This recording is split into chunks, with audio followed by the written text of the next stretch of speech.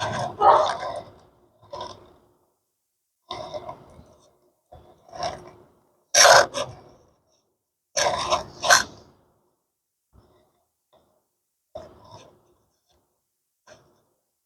الحمد لله نحمده ونستعينه ونؤمن به ونتوكل عليه ونعوذ بالله من شرور أنفسنا ومن سيئات أعمالنا من يهده الله فلا مضل له ومن يضلل فلا هادي له وأشهد أن لا إله إلا الله وأشهد أن محمدا عبده ورسوله يا أيها الذين آمنوا اتقوا الله حق تقاته ولا تموتن إلا وأنتم مسلمون يا أيها الناس اتقوا ربكم الذي خلقكم من نفس واحدة وخلق منها زوجها وبث منهما رجالا كثيرا ونساء واتقوا الله الذي تساءلون به والأرحام إن الله كان عليكم رقيبا يا أيها الذين آمنوا اتقوا الله وقولوا قولا سديدا يصلح لكم أعمالكم ويغفر لكم ذنوبكم ومن يطع الله ورسوله فقد فاز فوزا عظيما أما بعد فإن أصدق الحديث كتاب الله وأحسن الهدي هدي محمد صلى الله عليه وسلم وشر الأمور محدثاتها وكل محدثة بدعة وكل بدعة ضلالة وكل ضلالة في النار فأعوذ بالله السميع العليم من الشيطان الرجيم لو أنزلنا هذا القرآن على جبل لرأيته خاشعا متصدعا من خشية الله وتلك الأمثال نضربها للناس لعلهم يتفكرون۔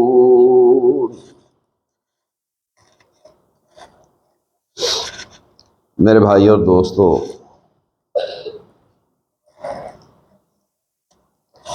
سورہ حشر کی ایک آیت مبارکہ آپ کے سامنے تلاوت کی گئی ہے۔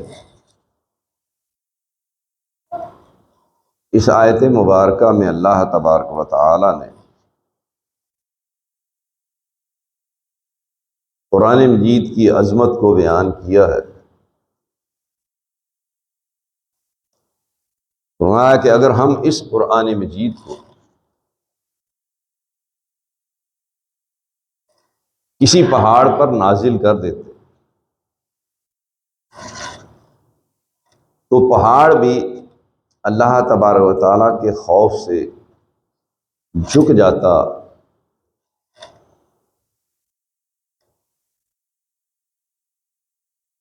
اور یہ مثالیں ہم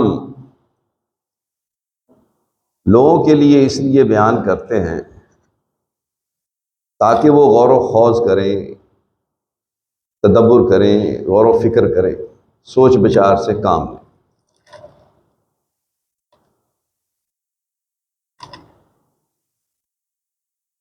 یہ قرآن مجید فرقان حمید، جس کے متعلق آپ سب احباب کو اچھی طرح سے معلوم ہے کہ رمضان المبارک کے مہینہ میں نازل ہوا اور قدر کی رات میں اس کو اتارا گیا۔ اس بنا پر اس رمضان المبارک کے مہینہ کو بھی ایک خاص فضیلت اور امتیاز حاصل ہوا، اور اسی طریقے سے قدر کی رات کی بھی فضیلت وہ ظاہر و باہر ہے، جو کہ اللہ تبارک و تعالیٰ نے بذات خود قرآن میں بیان کی، لیلۃ القدر خیر من الف شہر، کہ قدر کی رات کی عبادت 1000 مہینے کی عبادت سے بھی زیادہ بہتر ہے۔ تو اس قرآن مجید کے اثرات ہمیشہ لوگوں کے قلب و اذہان پر ہوتے رہے۔ جن لوگوں کو اس قرآن مجید کے معانی کی سمجھ نہیں تھی، انہیں یہ بات معلوم نہیں تھی کہ اللہ تبارک و تعالیٰ کیا کہہ رہا ہے، ان پر بھی اس کے اثرات مرتب ہوئے، اور جو جانتے تھے سمجھتے تھے ان پر اس کے اثرات مرتب ہونا یہ تو لازمی امر تھا۔ نبی اکرم صلی اللہ علیہ وآلہ وسلم اہل مکہ کو قرآن سناتے، اسلام کی دعوت دیتے، اللہ کی توحید کی طرف بلاتے، اور قیامت کے وقوع پذیر ہونے کے متعلق انہیں خبر دیتے، مطلع کرتے، بار بار اس بات کی خبر دیتے۔ آخر کار اہل مکہ نے دیکھا کہ ہمارے پاس ان باتوں کا کوئی جواب نہیں ہے، لیکن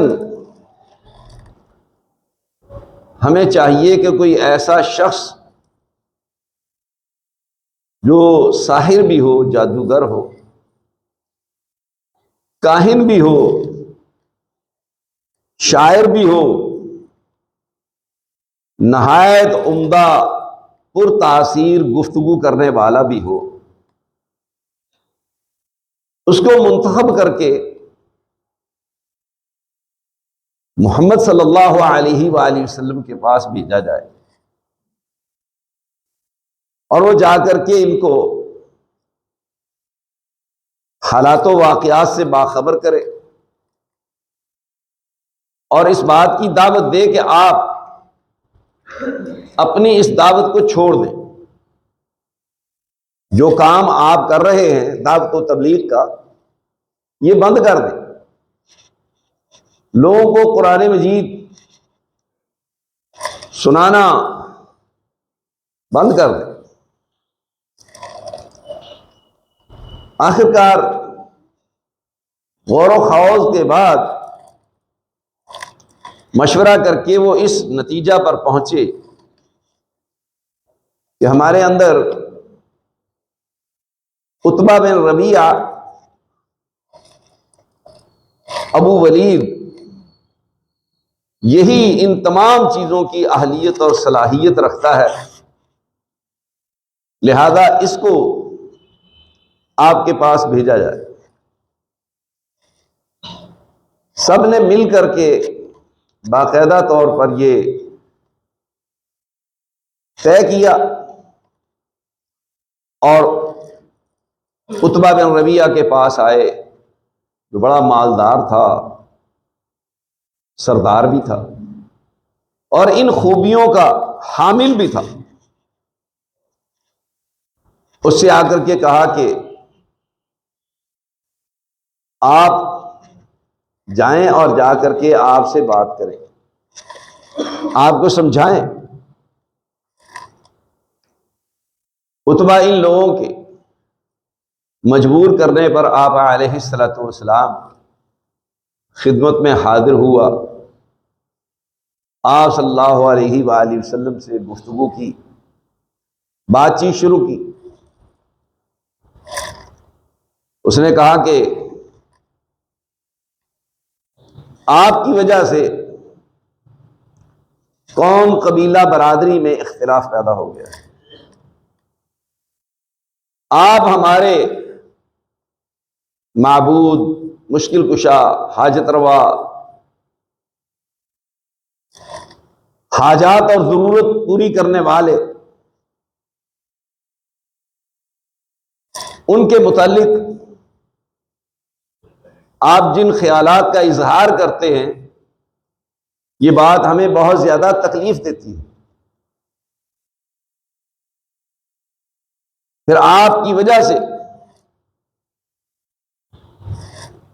پوری قوم پریشان ہے کہ دنیا والے عیب لگاتے ہیں کہ ان کا ہی ایک آدمی ان کی مخالفت کر رہا ہے۔ لہذا پہلے تو آپ مجھے اس بات کا جواب دیں کہ جو عقیدہ اور نظریہ آپ کا ہے یہ زیادہ بہتر ہے یا آپ کے والد عبداللہ کا بہتر ہے؟ آپ نے کوئی جواب نہیں دیا۔ پھر اس نے سوال کیا، آپ یہ بتائیں کہ آپ کا نظریہ اور عقیدہ زیادہ بہتر ہے یا آپ کے دادا عبد المطلب؟ آپ پھر بھی خاموش رہے۔ پھر اس نے کہا کہ اگر آپ چاہتے ہیں کہ آپ مال و دولت دے کر کے خوشحال کر دیا جائے، دنیا کی تمام ضروریات سے مستغنی کر دیا جائے، تو ہم تمام اہل عرب مل کر کے یہ کام کرنے کے لیے تیار ہیں۔ اگر آپ عورتوں سے شادیاں کرنا چاہتے ہیں تو 10 عورتیں آپ کی خدمت میں حاضر کر دیتے ہیں، شادی کروا دیتے ہیں۔ جو آپ چاہتے ہیں ہم کرنے کے لیے، ماننے کے لیے تیار ہیں۔ لیکن آپ جس طریقے سے ہمارے بزرگوں کی، ہمارے مشکل کشاؤں، حاجت رواؤں کی،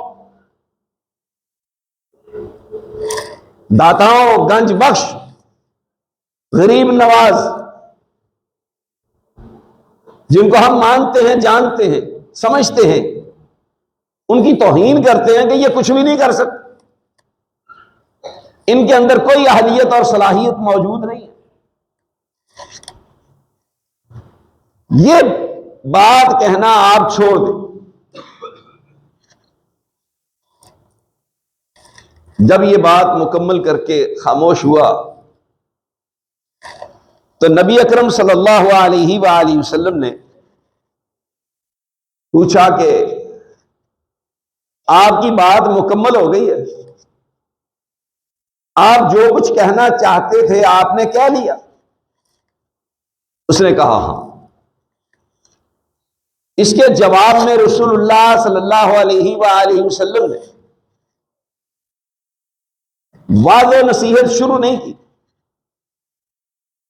بلکہ آپ صلی اللہ علیہ وآلہ وسلم نے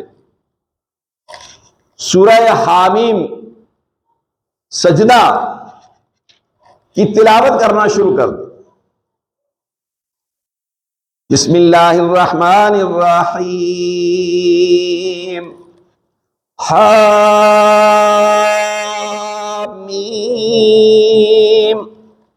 تنزیل من الرحمن الرحیم۔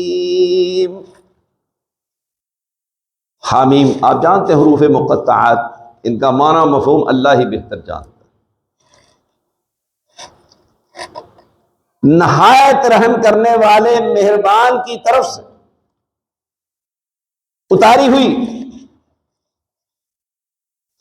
کتاب فصلت آیاتہ قرآنا عربیا لقوم یعلمون، کتاب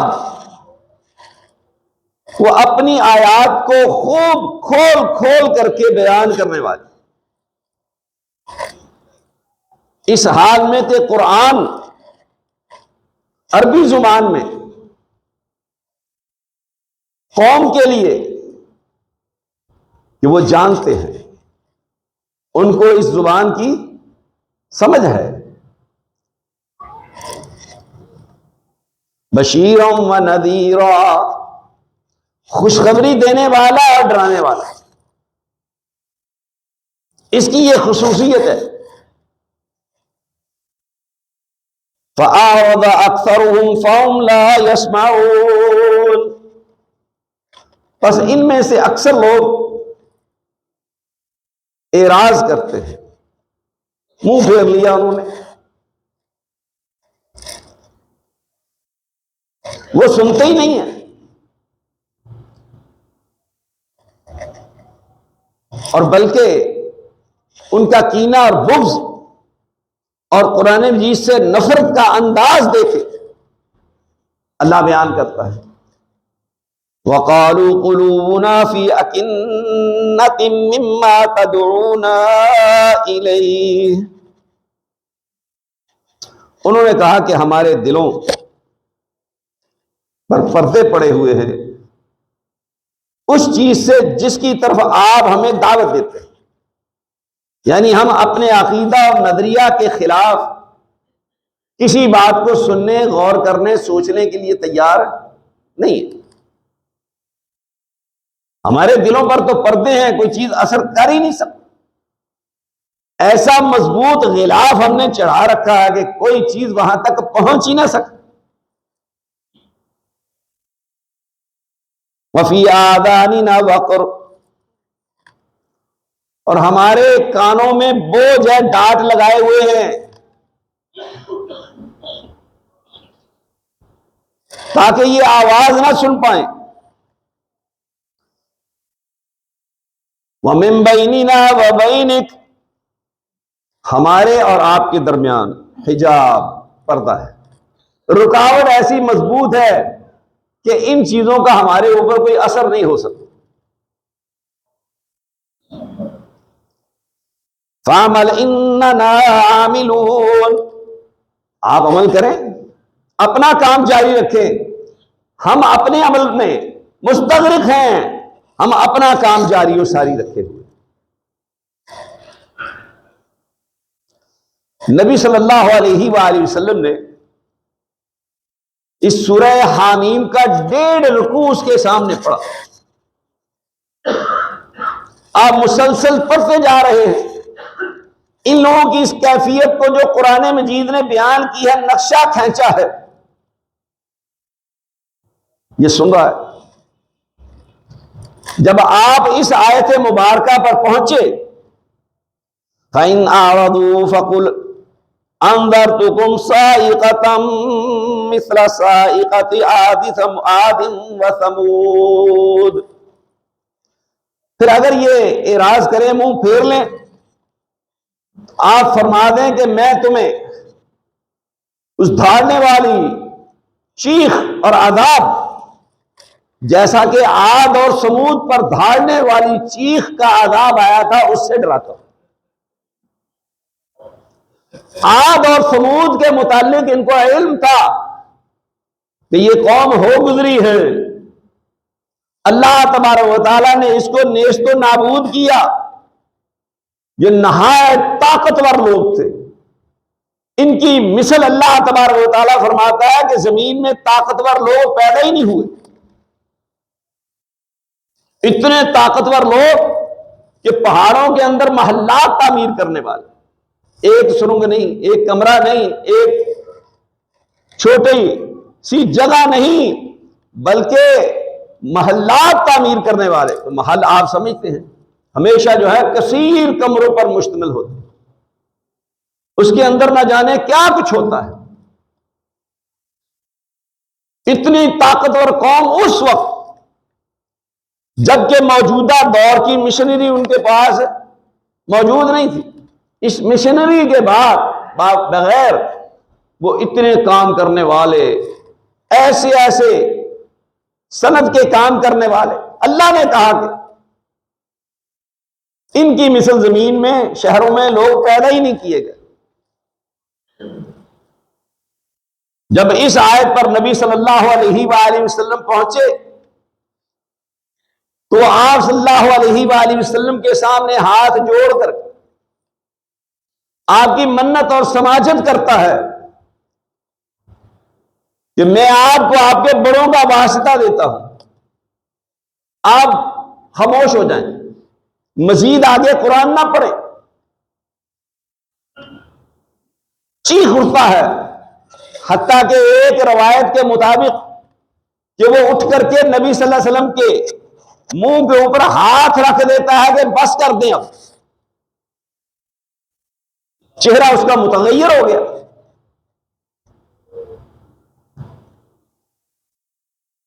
وہ یہاں سے واپس ہوا، قریش اس کے انتظار میں تھی. جب انہوں نے دیکھا تو آپس میں مشورہ کر رہے ہیں کہ عتبہ اس چہرے کے ساتھ واپس نہیں آ رہا جس چہرے کے ساتھ یہ گیا. اور فیس ریڈنگ ہوتی ہے نا، چہرے کے آثار بدل چکے ہیں. انہوں نے کہا اس چہرے کے ساتھ واپس نہیں آ رہا. انہوں نے کہا سناؤ بھائی کیا ہوا. عتبہ نے کہا کہ بات یہ ہے کہ آپ جو کچھ اسے الزامات دیتے ہو، یہ جادوگر ہے، یہ کاہن ہے، یہ شاعر ہے، اس میں کوئی ایسی بات موجود نہیں. اور جو کلام میں نے سنا ہے وہ ایسا کلام ہے کہ اس کا ان چیزوں کے ساتھ دور دور کا کوئی واسطہ ہی نہیں ہے. وہ سب کہنے لگے کہ عتبہ آخر تو بھی اس کی چکنی چپڑی باتوں میں آ گیا، اس سے متاثر ہو کے آ گیا. اس نے کہا کہ سن لو، میری بات یاد رکھنا، میں تمہیں یہ مشورہ دیتا ہوں کہ اس کی مخالفت چھوڑ دو.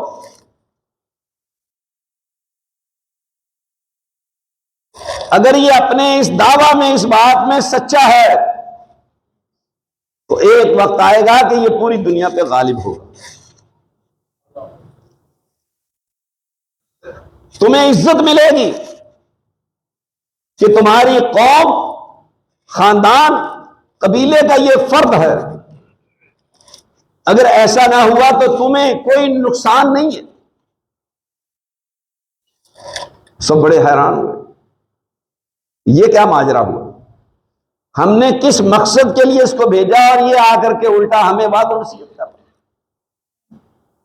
تو قرآن مجید کا جو دعویٰ ہے، لو انزلنا هذا القرآن على جبل لرأيته خاشعا متصدعا من خشیۃ اللہ،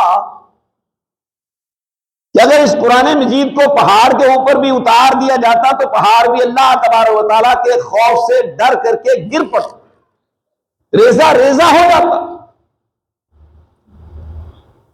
جو لوگ یہ دعویٰ کرتے ہیں کہ ہمارے دل پردے میں ہیں، ہمارے کانوں میں ڈانٹ ہے اور ہمارے اور آپ کے درمیان پردہ ہے، وہ بھی یہ بات ماننے پر مجبور ہے کہ قرآن مجید کے اثرات ہو رہے ہیں. سوچنے غور کرنے کی بات ہے کہ غیر مسلم ہے، جہاں دیدہ آدمی ہے، بہت سارے علوم فنون سے واقف ہے، وہ قرآن سنتا ہے اس پر تو اس کا اثر ہوتا ہے. آج مسلمانوں پر کیوں نہیں ہو رہا؟ یہ لمحہ فکریہ میرے اور آپ کے لیے. مسلمانوں سوچو، غور کرو، ہم پر قرآن مجید کا اثر کیوں نہیں ہوتا؟ ہم جہاں قرآن مجید کی مجلس ہوتی ہے وہاں بیٹھے ہونے کے باوجود غیر حاضر ہوتے ہیں، وہاں بیٹھنے کے باوجود سر جھکائے ہوتے ہیں، آنکھیں بند ہوتی ہیں. ہم پر نیند کا غلبہ ہوتا ہے. کیا وجہ ہے؟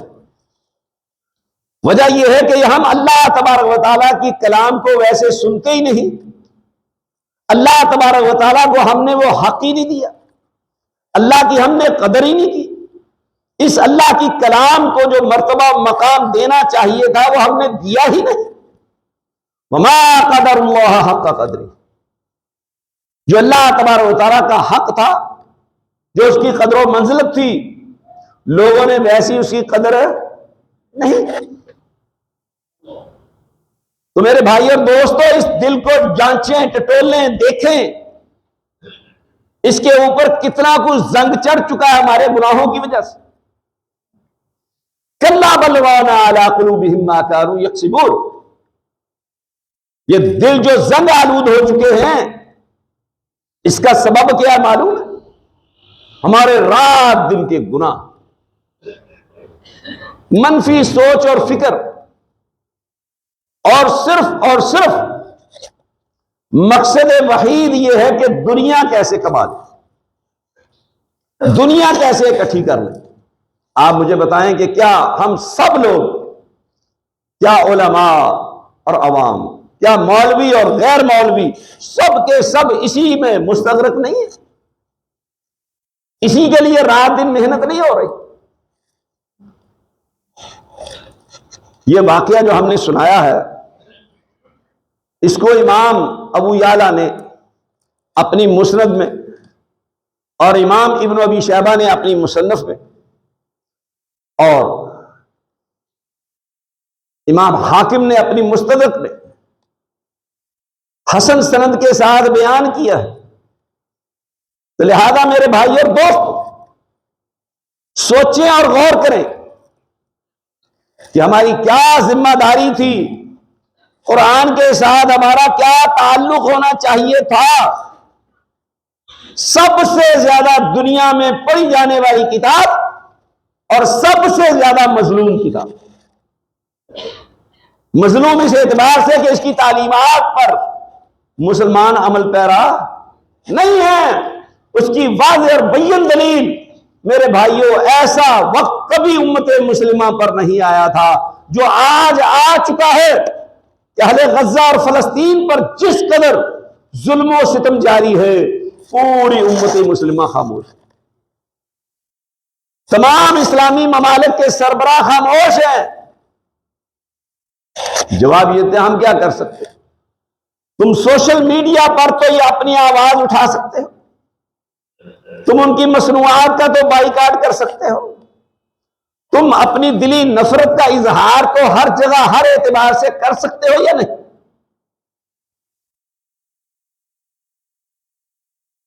اور میرے بھائیوں، یہ جہاد کی باتیں زبانی خالی پیلی کرنا تو بہت آسان ہے۔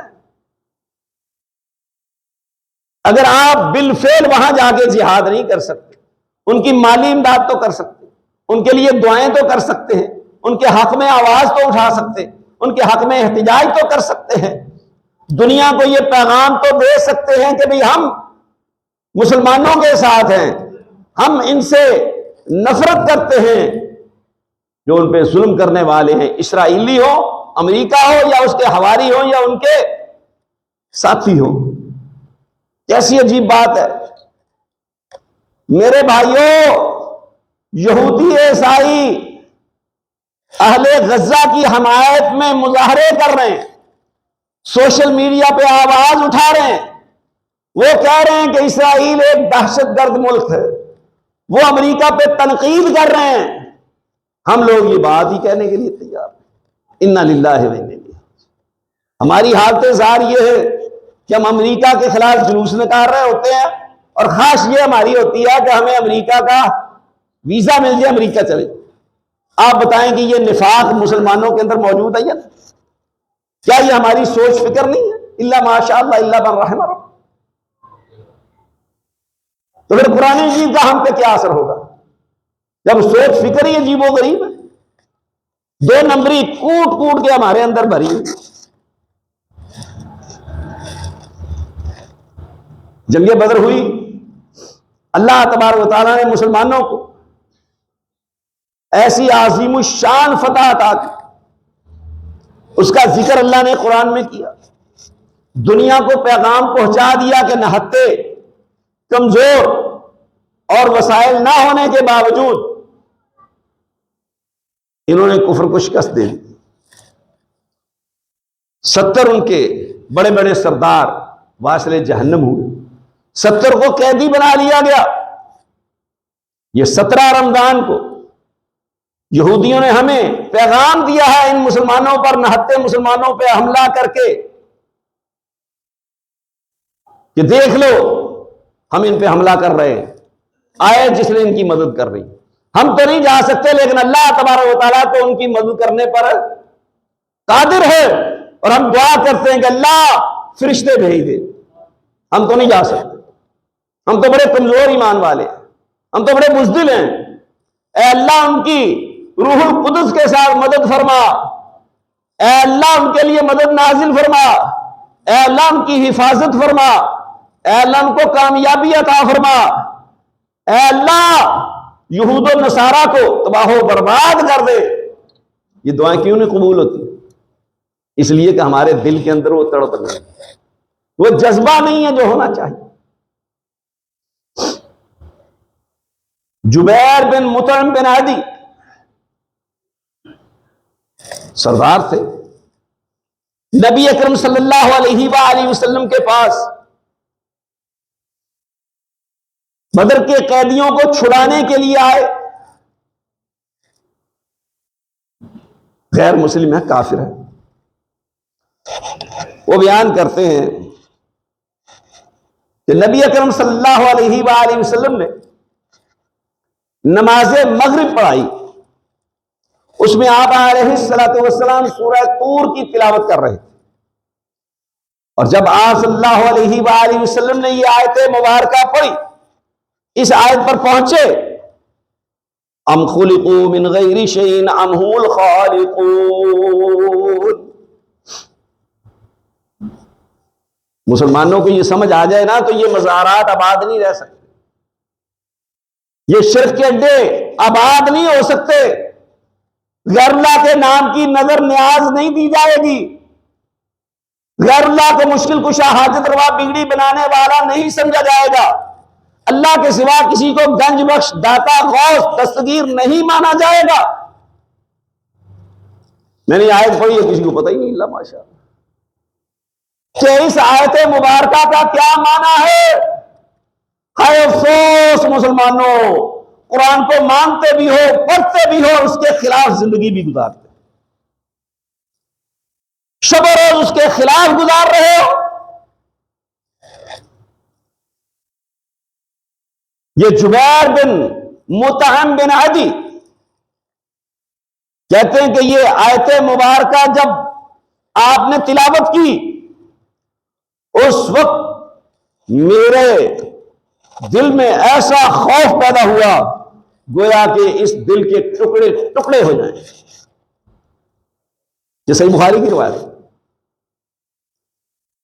اور فرماتے ہیں کہ اس آیت کو سننے کے بعد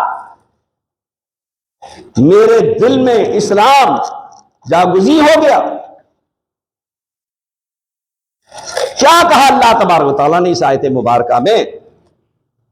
ام خلقوا من غیر شیء ام هم الخالقون، کیا ان کو اللہ کے علاوہ کسی اور نے پیدا کیا؟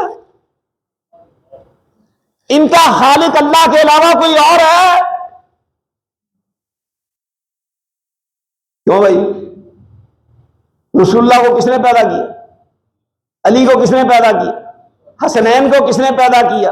انبیاء کو کس نے پیدا کیا؟ فرشتوں کو کس نے پیدا کیا؟ جنات کو کس نے پیدا کیا؟ یہ ساری کائنات، اس سب کو کس نے پیدا کیا؟ ہائے افسوس مسلمانوں، سمجھو، عبادت اس کی ہوتی ہے جو خالق ہوتا ہے، جو خالق نہیں ہے بذات خود مخلوق ہے، اس کی عبادت نہیں ہو سکتی۔ وہ عبادت قلبی ہو، وہ لسانی ہو، قولی ہو، وہ مالی ہو، وہ فعلی ہو، وہ کسی بھی قسم کی عبادت ہو، صرف اور صرف اس کا حقدار کون ہے؟ جو خالق کا پیدا کرنے والا ہے۔ علی رضی اللہ تعالیٰ ان کو مشکل کشا کہتے ہیں، وہ خود پیدا ہو گئے؟ جن کو داتا دستگیر غوث کہتے ہیں، وہ خود پیدا ہوئے؟ وہ خالق ہیں؟ کیا ہے وہ مخلوق ہیں؟ اللہ تبارک و تعالیٰ کی ذات اور صفات کے علاوہ ہر چیز کیا ہے؟ مخلوق۔ اگر یہ آیت سمجھ آ جائے تو کوئی شخص غیر اللہ سے جا کر کے کوئی دعا کرے گا؟ اس سے کوئی حاجت اور تمنا رکھے گا؟ اس کے دل میں کبھی واہمہ خیال آئے گا کہ میں فلان جگہ پر جاؤں اور جا کر کے اس سے مانگوں، اس کے نام کے بکرے چھترے چڑھاؤں، اس کے نام کی نظر اور نیاز دوں، پھر وہ 11ویں دے گا، 12ویں دے گا، یہ سارے کام کرے گا جو کر رہا ہے؟ کبھی نہیں کرے گا۔ یہ جبیر بن مطعم کہتے ہیں کہ جب میں نے یہ آیت سنی، رسول اللہ اس آیت پر پہنچے تو میرا دل قریب تھا کہ ٹکڑے ٹکڑے ہو جاتا۔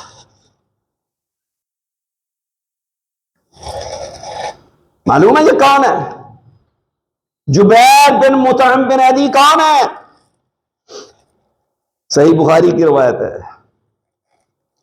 رسول اللہ صلی اللہ علیہ وسلم نے اس کے آنے پر اس کو کہا، جبیر کو کہا، لو کان المطعم بن عدی حیا ثم کلمنی فی ہؤلاء النتنہ لترکتہ۔ کہا کہ اگر مطعم بن عدی تیرا باپ آ کر کے مجھے سفارش کرتا ان پلید روحوں سے، ان گندے لوگوں، نجس لوگوں کے متعلق، کن کو نجس کہا، کن کو پلید کہا؟ یہ جو مشرک تھے، جو قیدی تھے، ان کے متعلق آقا علیہ السلام نے یہ کلمات کہے۔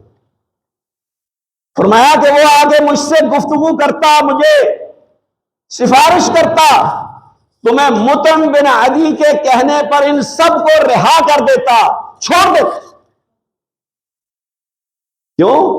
جب رسول اللہ طائف سے واپس آئے، مکہ والوں نے آپ کا داخلہ بند کر دیا، آپ علیہ السلام نے مطعم بن عدی کو بھیجا، پیغام بھیجا کہ آؤ، میں تیری پناہ میں آنا چاہتا ہوں۔ مطعم بن عدی آئے اپنے بیٹوں کو لے کر کے، اور نیزوں اور تلواروں کے سائے میں بیت اللہ میں لے کے گئے، اور کھڑے ہو کر کے اعلان کیا کہ میں نے محمد صلی اللہ علیہ وآلہ وسلم کو امان دی ہے، جو کوئی شخص آپ کی طرف بری نظر سے دیکھے گا آنکھ نکال دوں گا، جو ہاتھ اٹھائے گا ہاتھ کاٹ دوں گا۔ بات جان لو، سمجھ لو کہ مطعم بن عدی نے رسول اللہ صلی اللہ علیہ وسلم کو امان دی ہے۔ آپ اس کے اس احسان کو یاد رکھے ہوئے ہیں، اور مسلمانوں احسان فراموش ہو، جس گھنڈیا میں کھاتے اسی میں چھید کرتے ہو، جو تمہارے ساتھ اچھا سلوک کرتا ہے تم اس کے ساتھ برا سلوک کرتے ہو۔ ایسا نہیں ہے؟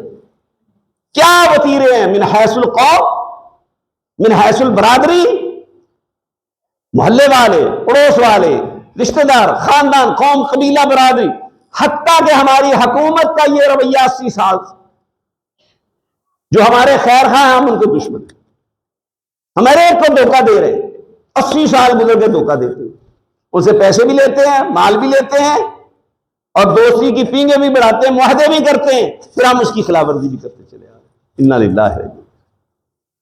کیا سبق دیا اللہ کے رسول صلی اللہ علیہ وسلم نے کہ غیر مسلم بھی اگر آپ کا محسن ہو تو اس کا احسان ہے یاد رکھنا چاہیے، احسان فراموش نہیں ہونا چاہیے۔ اللہ اکبر۔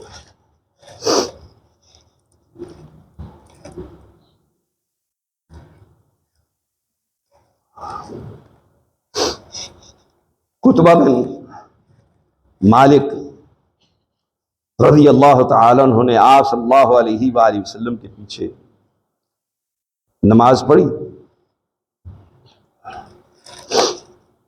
آپ علیہ السلام نے سورہ قاف کی تلاوت کی، قاف والقرآن المجید۔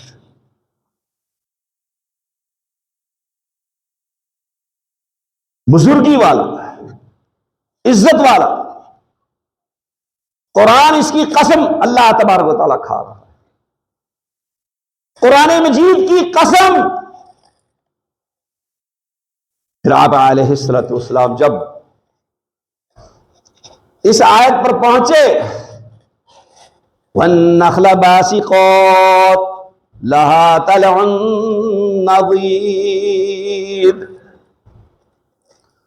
کھجوروں کے درخت بلند و بالا اور خوشے طے بتہ ہیں،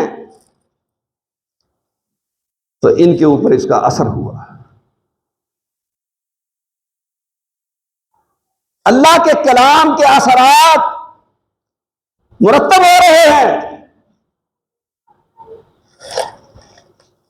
ہم پر نہیں ہوتے۔ سوچئے گا، غور کیجئے گا، جائزہ لیجئے گا کہ ہم پر اس کے اثرات کیوں نہیں ہوتے، ہمارے ساتھ ایسا معاملہ کیوں نہیں پیش آتا۔ اللہ اکبر۔ تو میرے بھائی اور دوستو، یہ قرآن مجید جن لوگوں نے بھی غور سے سنا اور پڑھا وہ ضرور متاثر ہوئے۔ ہائی کورٹ کے ایک جسٹس صاحب عمرہ پر گئے، ان کو موقع میسر آیا جہاں ائمہ حرم کی صف ہوتی ہے اس کے قریب کھڑے ہونے کا۔ امام صاحب نے جب سورہ یاسین کی یہ آیت مبارکہ تلاوت کی، وَامْتَازُوا الْيَوْمَ أَيُّهَا الْمُجْرِمُونَ، امام حرم اور جتنے ائمہ پیچھے کھڑے تھے درجن بھر سے زیادہ ہوتے، 18-20 ائمہ ایک وقت میں امام کے پیچھے کھڑے ہوتے۔ جب یہ آیت پڑھی تو امام صاحب بھی رونے لگے، ہچکی بند گئی، پیچھے جتنے ائمہ کھڑے تھے وہ بھی رو رہے ہیں، دیگر لوگ جن کو بات سمجھ آئی وہ سب رو رہے ہیں۔ نماز سے فارغ ہوئے تو ان جسٹس صاحب نے کسی سے پوچھا کہ یہ نماز کے دوران کیوں رو رہے تھے؟ ان کی دنیا ہی اور ہے۔ ڈپٹی وزیر اعظم، وزیر خزانہ بھی رہ چکے، وہ ایک مرتبہ ہمارے اکاڑا کے میاں صاحب کے ساتھ ان کی دوستی ہے، ان سے پوچھتے کہ یہ گندم جو ہے یہ درختوں پہ لگتی ہے یا زمین کے نیچے ہوتی ہے؟ ان کی دنیا ہی اور ہے میرے بھائیوں، یہ اس دنیا میں نہیں رہتے، کسی اور دنیا میں رہتے۔ وہ شوق چرایا، عمرہ پر تو چلے گئے، یہ منظر دیکھ کر کے پریشان ہوئے، کیونکہ وہ تو لوگوں کی قسمت کے فیصلے کرتے ہیں، سزائے موت دیتے ہیں، سزائے موت معاف کرتے ہیں، عمر قید کرتے ہیں۔ اس کو بڑی حیرانگی ہوئی، یہ کیوں رو رہے ہیں؟ تو انہیں بتایا گیا بھائی یہ آیت مبارکہ جب پڑھی گئی وَامْتَازُوا الْيَوْمَ أَيُّهَا الْمُجْرِمُونَ،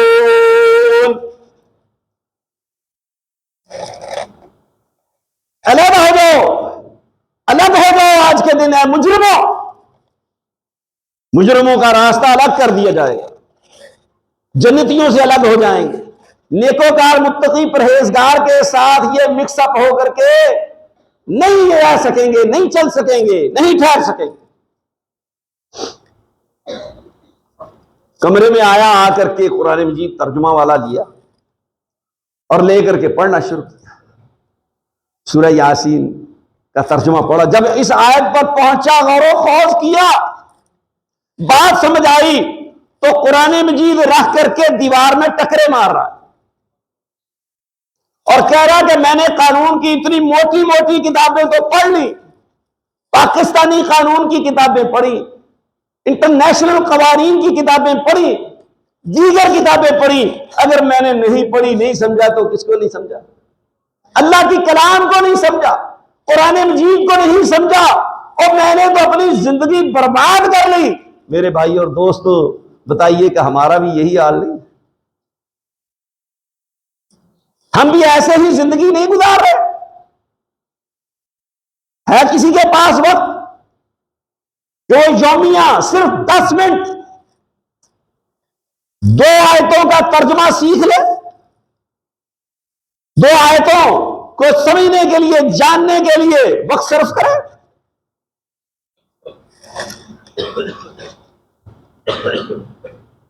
صحیح مسلم میں حدیث ہے، رسول اللہ صلی اللہ علیہ وآلہ وسلم نے فرمایا،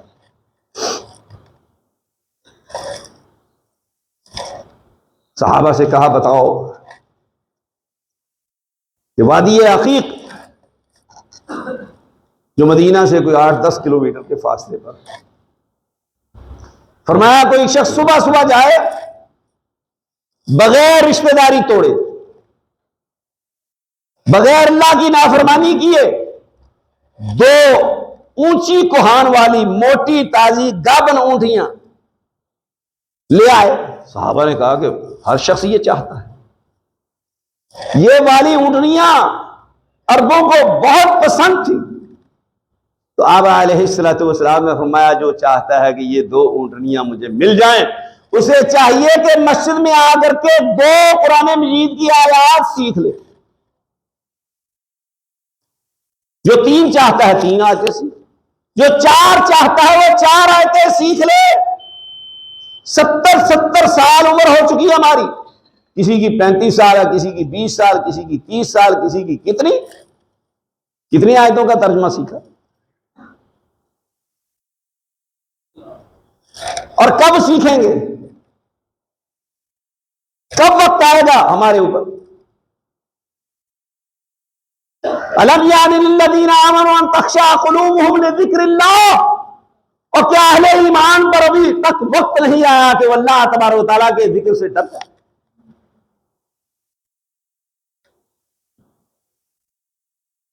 اللہ کے قرآن کو سن کر ان کے دلوں میں اللہ کا خوف پیدا ہو جائے، ان پہ ابھی وقت نہیں آیا۔ اللہ اکبر۔ تو میرے بھائی اور دوستو، یہ موضوع تو بڑا طویل ہے اور دل چاہتا ہے کہ یہ باتیں آپ کو سنائیں اور کرتے چلے جائیں کہ قرآن مجید نے ایمان والوں کی صفات کیا بیان کی، اہل کتاب کس طریقے سے قرآن کو سن کر کے روتے تھے، جنات نے قرآن سنا تو ان پر اس کے کیا اثرات ہوئے، اور اس کے علاوہ کس کس طریقے سے غیر مسلموں نے اور بطور خاص وہ لوگ جنہوں نے اپنی فیلڈ میں محنت کر کے پی ایچ ڈی کی ڈگریاں حاصل کی، ان کو جب قرآن مجید پڑھنے کا موقع ملا انہوں نے کہا کہ ہم ساری زندگی اس پہ تحقیق کر کے یہاں پہنچے، قرآن نے اس کو 1400 سال پہلے ہی بیان کر رکھا، وہ مسلمان ہو گئے، دارا اسلام میں داخل ہو گئے۔ تو آئیے میرے بھائی اور دوستو، ہم قرآن مجید کو سمجھیں، غور کریں۔ آخری ایک بات جو قرآن نے بیان کی ایمان والوں کے متعلق، ایمان تازہ کرنے کے لیے، انما المؤمنون الذين اذا ذكر الله وجلت قلوبهم واذا تليت عليهم آياته زادتهم ایمانا وعلى ربهم يتوکلون۔ ایمان والے تو صرف اور صرف وہی لوگ ہیں جب اللہ تبارک و تعالیٰ کا ذکر کیا جاتا ہے تو ان کے دل نرم ہو جاتے ہیں، ان کے دل اللہ کے خوف سے ڈر جاتے ہیں۔ وَإِذَا تُلِيَتْ عَلَيْهِمْ آيَاتُهُ زَادَتْهُمْ ایمانا، اور جب ان پر اللہ تبارک و تعالیٰ کی آیات تلاوت کی جاتی ہیں تو ان کے ایمان میں اضافہ ہوتا ہے۔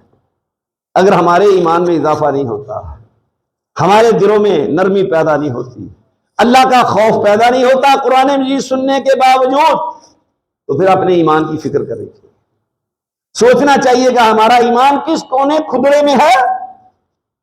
وَعَلَىٰ رَبِّهِمْ يَتَوَكَّلُونَ، اور وہ اپنے رب پہ توکل کرتے ہیں۔ ان کی یہ بطور خاص صفت ہے، الَّذِينَ يُقِيمُونَ الصَّلَاةَ وَمِمَّا رَزَقْنَاهُمْ يُنْفِقُونَ، وہ نماز قائم کرتے ہیں اور جو کچھ ہم نے ان کو عطا کر رکھا ہے اس میں سے وہ خرچ کرتے ہیں۔ اولئک هم المؤمنون حقا، یہی پکے سچے مومن ہیں۔ اگر ہمارے اندر یہ اوصاف موجود نہیں ہیں تو پھر ہم پکے سچے مومن نہیں ہیں۔ لہم درجات عند ربہم ومغفرہ ورزق کریم، ان کے لیے ان کے رب کے ہاں بڑے بڑے درجے ہیں، بڑے بلند مقامات ہیں، بڑے اعلیٰ درجے ہیں، اور بخشش ہے، اور نہایت عمدہ بہترین قسم کا عزت والا رزق ہے جو اللہ تبارک و تعالیٰ ان کو عطا کرے گا۔ اللہ تبارک و تعالیٰ ہمیں ان لوگوں میں شامل فرمائے اور ہمیں اپنی خامیاں کوتاہیاں دور کرنے کی توفیق عطا فرمائے۔ وآخر دعوانا ان الحمد للہ۔